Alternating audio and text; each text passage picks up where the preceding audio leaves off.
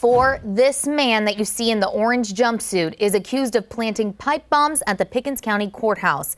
Investigators say he also threw similar devices on top of the DSS building in Pickens. Surveillance video from around the courthouse led investigators to Michael Seabrooke's home in Columbia yesterday. Today, though, he was in federal court in Greenville, where we learned a lot more about the case against him. 2 bombs outside the courthouse exploded Sunday night. The materials found at the DSS office never went off. Thankfully, no one was hurt. The FBI says it found more bomb-making materials on Seabrooke when they took him into custody. As Fox Carolina's Michelle Zhu has more details from court. Michael Seabrooke stood before a federal judge this morning. It was his initial court appearance after he was arrested yesterday afternoon in connection to 2 pipe bombs exploding in Pickens County late Sunday night. Authorities said he was in violation of federal law for possessing destructive devices, and the district attorney called him a severe threat to the community. This all comes after officers found destructive devices near the Pickens County Courthouse Sunday night. Evidence showed a propane cylinder attached to 2 galvanized metal pipes. Fox Carolina got video of officers carrying those propane tanks hours after the blast.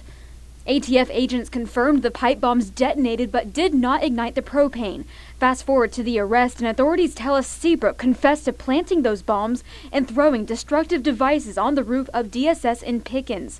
And in a search of his car, reports state the bomb squad located 2 more pipe bombs.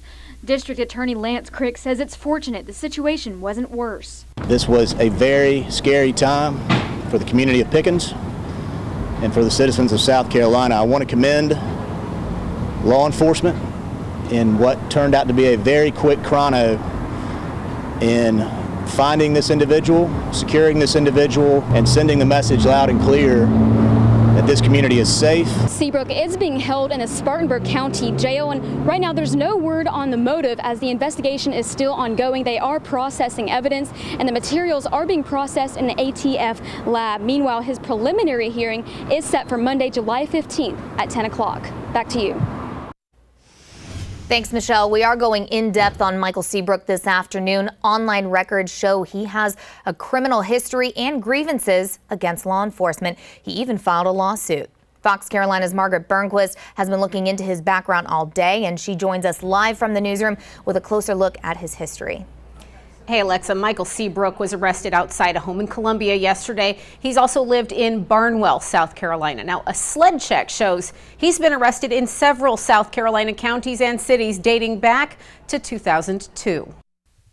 Michael Seabrooke has been charged over the years with crimes including criminal sexual conduct, criminal domestic violence, receiving stolen goods, marijuana possession, driving under suspension, burglary, and assault and battery. Prior to being taken into custody on Tuesday, he was convicted of stalking a couple in Pickens County in January. He's also been arrested in Barnwell County, Anderson County, Charleston County, and Fairfield County.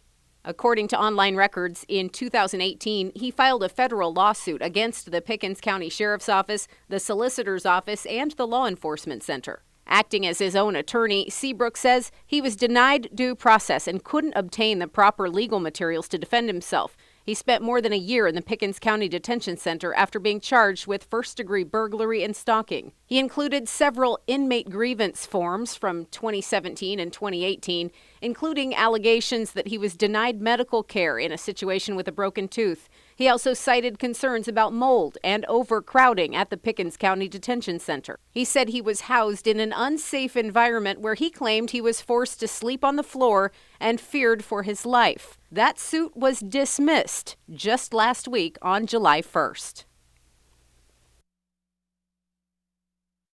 So we asked the U.S. Attorney's Office if investigators think that dismissal could have led to the detonation of the pipe bombs outside the Pickens County Courthouse. But the U.S. Attorney's Office says it will not comment regarding an ongoing investigation. Alexa, back to you. Thanks, Margaret. Obviously, still a lot to learn with this case.